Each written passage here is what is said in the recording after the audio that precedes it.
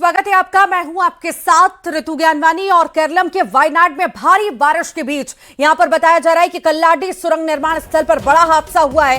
तेज बारिश की वजह से मलबा गिरा जिसमें कुछ लोगों के घायल होने की खबर है और 5 से 7 लोग अभी भी मलबे में दबे हुए हैं, फंसे हुए हैं। फिलहाल मौके पर रेस्क्यू ऑपरेशन जारी है। तस्वीरें भी आपको दिखाते हैं। ये बड़ा हादसा हुआ है वायनाड में।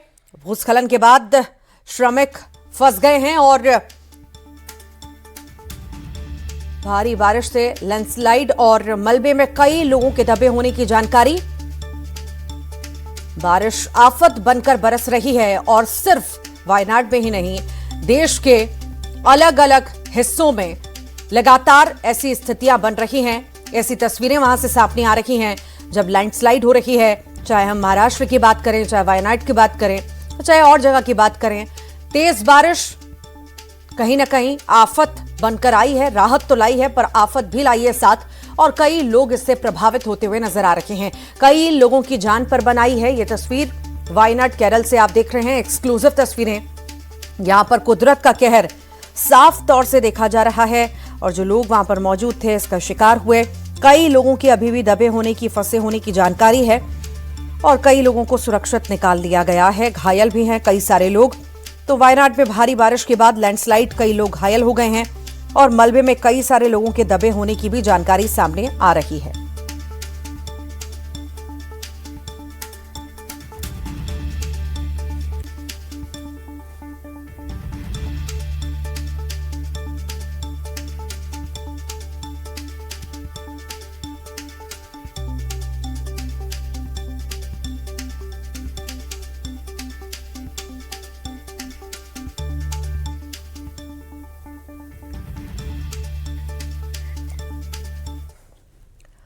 और नासिक में लगातार मूसलाधार बारिश के बाद गोदावरी नदी उफान पर है। हालात को देखते हुए प्रशासन ने हाई अलर्ट जारी किया है। इस बीच त्र्यंबकेश्वर मंदिर से भी तेज बहाव और भारी बारिश की तस्वीरें सामने आई हैं। ये देखिए, नासिक महाराष्ट्र से आई ये तस्वीर। यहां पर भी कुदरत का कहर देखा जा रहा है। उफान पर गोदावरी नदी आ चुकी है। त्र्यंबकेश्वर मंदिर की ये तस्वीरें आप इस वक्त देख रहे हैं। हर जगह पानी पानी आपको नजर आ रहा होगा और नदियों से दूर रहने के लिए भी लगातार कहा जा रहा है क्योंकि रौद्र रूप धारण कर चुकी हैं कई सारी नदियां और कोई भी शिकार ना हो हादसे का, इसे लेकर के अलर्ट भी जारी किया गया है। लोगों से अपील भी की गई है, नदी हो चाहे नाले हों, इन सबसे दूर रहें और सतर्कता बरतें।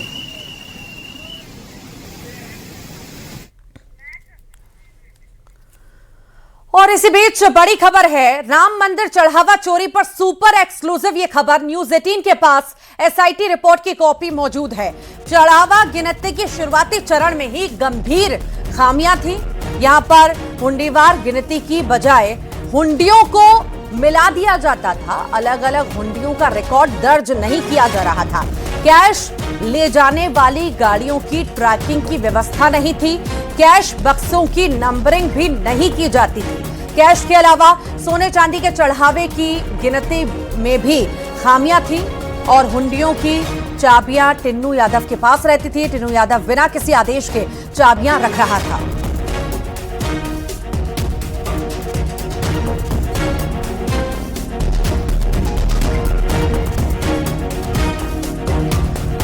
और सहयोगी लखनऊ से संकेत हमारे साथ जुड़ गए हैं।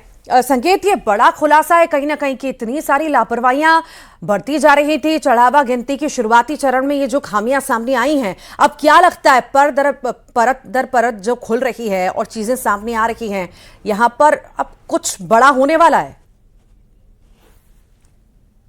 बिल्कुल जाहिर सी बात है कि जो राम मंदिर परिसर में जिस तरीके से दान चोरी का प्रकरण सामने आया और इसमें जब एसआईटी ने अपनी प्रारंभिक जांच की, मुख्यमंत्री योगी आदित्यनाथ ने सख्त तेवर दिखाते हुए एसआईटी का गठन किया और एसआईटी ने जो अपनी प्रारंभिक जांच की और जो प्रारंभिक जांच रिपोर्ट दी सरकार को, वो रिपोर्ट न्यूज़ 18 के पास एक्सक्लूसिव मौजूद है।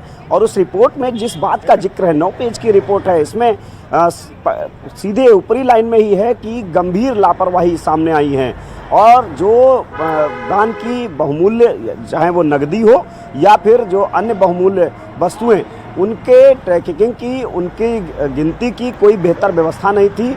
उनको जो रखा जाता था, यहाँ तक कि जो ले जाने के लिए, जो ट्रांसपोर्ट के लिए जो बॉक्स थे, उनकी भी कोई गिनती नहीं थी। यानी कि सब कुछ मनचाहे तरीके से इसमें किया जा रहा था। रिपोर्ट में इस बात का सीधे तौर पर जिक्र किया गया है।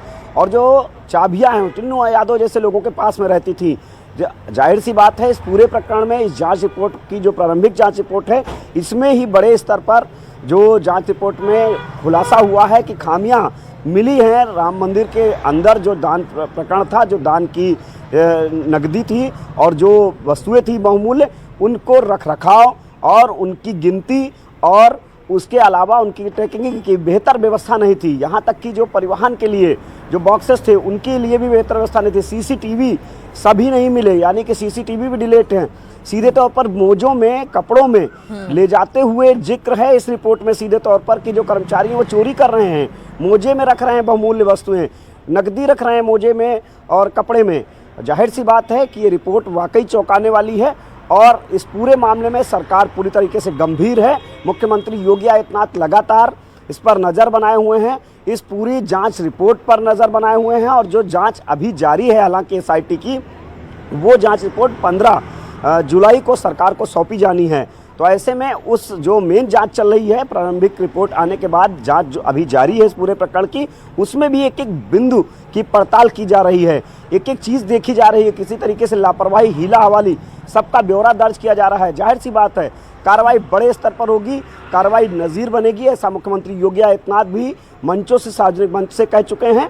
और जाहिर सी बात है कि उत्तर प्रदेश में विपक्ष भी इस पर सियासत कर रहा है, लेकिन जो सरकार की मंशा है वो सीधे तौर पर साफ है। जैसे ही ट्रस्ट ने कहा कि जांच कराया जाए, तत्काल एसआईटी का गठन किया मुख्यमंत्री योगी आदित्यनाथ ने। वरिष्ठ आईएएस, वरिष्ठ आईपीएस अफसर के नेतृत्व में एसआईटी का गठन किया गया। यहाँ तक कि वित्त के जो जानकार हैं नीलरतन, उनको भी इसमें रखा गया।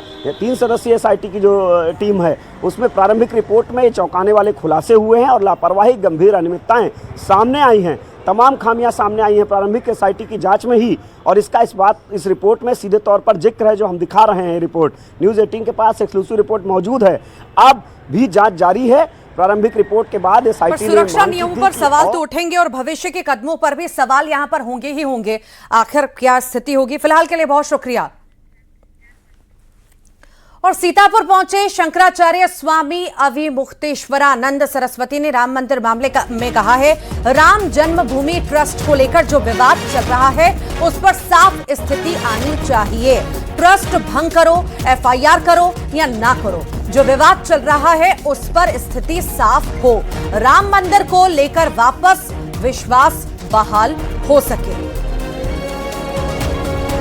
अरे भाई, ट्रस्ट भंग करो, एफआईआर करो चाहे मत करो, वहाँ पे भगवान के दरबार में पहले सही लोगों को बैठाओ ताकि वहाँ से फिर से विश्वास की बहाली हो और फिर से वहाँ पे सत्कार्य आरंभ हो।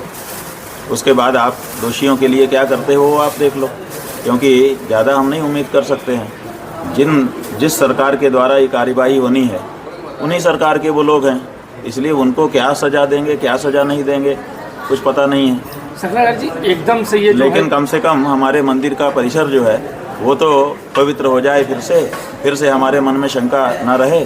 कम से कम इतना तो कर दो, ये जो आपके चंगू मंगू हैं इनको तो वहाँ से हटाओ।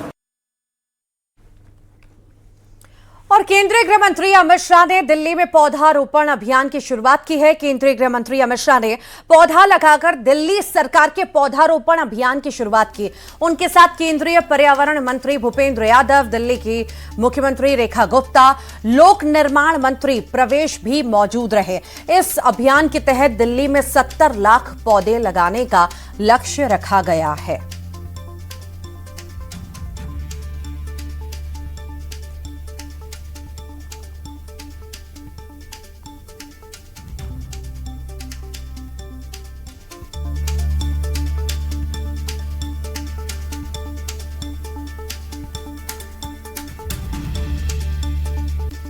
पौधारोपण अभियान की शुरुआत हो चुकी है और केंद्रीय गृह मंत्री अमित शाह ने दिल्ली में पौधारोपण अभियान की शुरुआत की।